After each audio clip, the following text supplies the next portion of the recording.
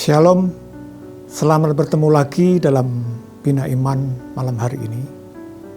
Ayat yang kita bahas dari Amsal 3, ayat 31 dan 32. Demikian firman Tuhan.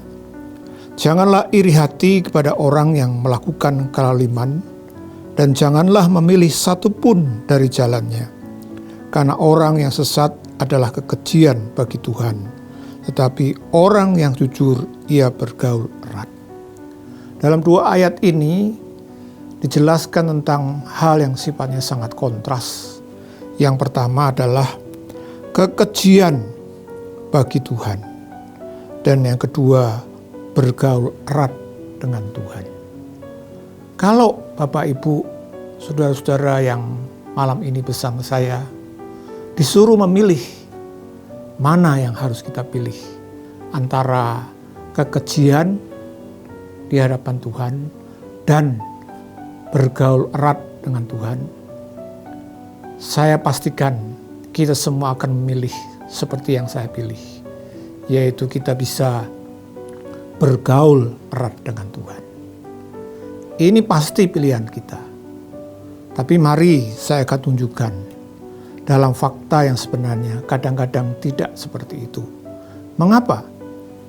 Karena kalau kita baca di dalam ayat-ayat tadi, kita menemukan bahwa dua hal ini, yang satu kekejian, yang satu bergaul erat dengan Tuhan, itu disebabkan oleh faktor kalau kekejian di hadapan Tuhan, penyebabnya adalah orang itu sesat.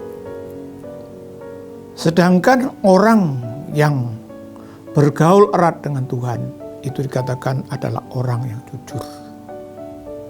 Nah, mengapa disebut sesat?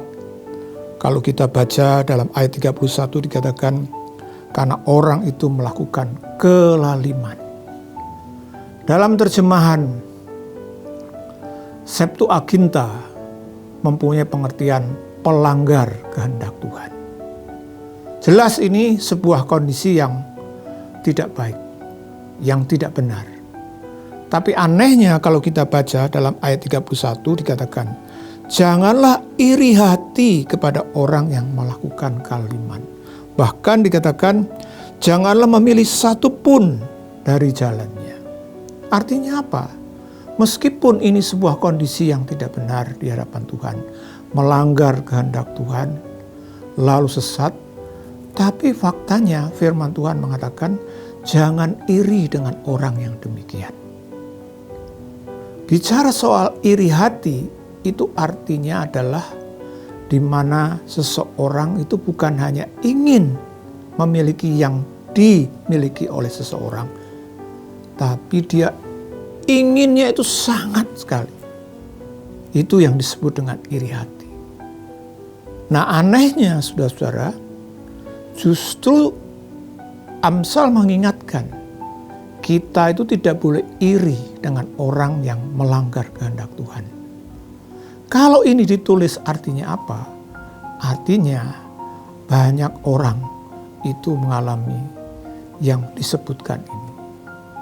Banyak orang iri, pengen sekali untuk melakukan seperti yang dilakukan, yang disebut tadi pelanggar kehendak Allah. Mengapa ini bisa terjadi? Dan faktanya demikian.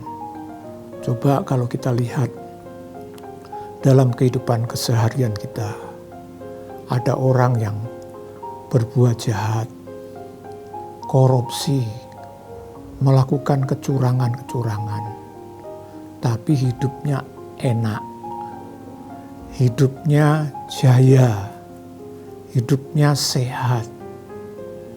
Hal semacam ini terjadi dalam kehidupan kita, di sekeliling kita. Nah, inilah justru yang seringkali dilihat orang. Dilihat bahkan oleh orang beriman juga.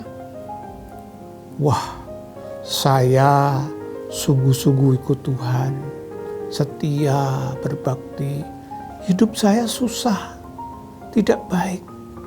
Tapi si A itu hidupnya nggak benar dalam firman, tapi tetap enak, nyaman. Kok enak ya? Saya pengen. Bahkan Tuhan bilang, jangan memilih satu pun dari jalannya. Ini peringatan kepada kita sebagai orang-orang beriman. Bahwa walaupun kita sebagai orang beriman, sebenarnya berorientasi kepada hal yang sifatnya kekal dan surgawi. Hubungan dengan Tuhan, akrab dengan Tuhan, itu harus menjadi nomor satu. Tapi realita seringkali karena kita melihat hal-hal yang sifatnya kekinian, membuat kita bisa justru condongnya ke arah hal yang tidak benar. Bahkan dikatakan mengikuti jalan-jalan mereka. Bapak, Ibu, saudara-saudara yang dikasihi Tuhan, kita perlu merenungkan melalui firman Tuhan malam hari ini. Apakah kita sudah benar-benar menjadi orang yang percaya, yang mengutamakan Tuhan, atau justru sebaliknya kita mengutamakan hal yang sifatnya duniawi?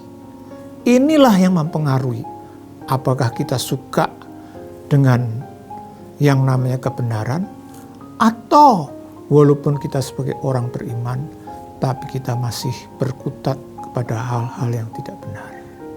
Biarlah setiap kita tetap bertahan memilih untuk mengutamakan Tuhan, hidup dalam kebenaran, apapun yang terjadi, karena itu yang Tuhan kerjakan supaya setiap kita akrab dengan Dia.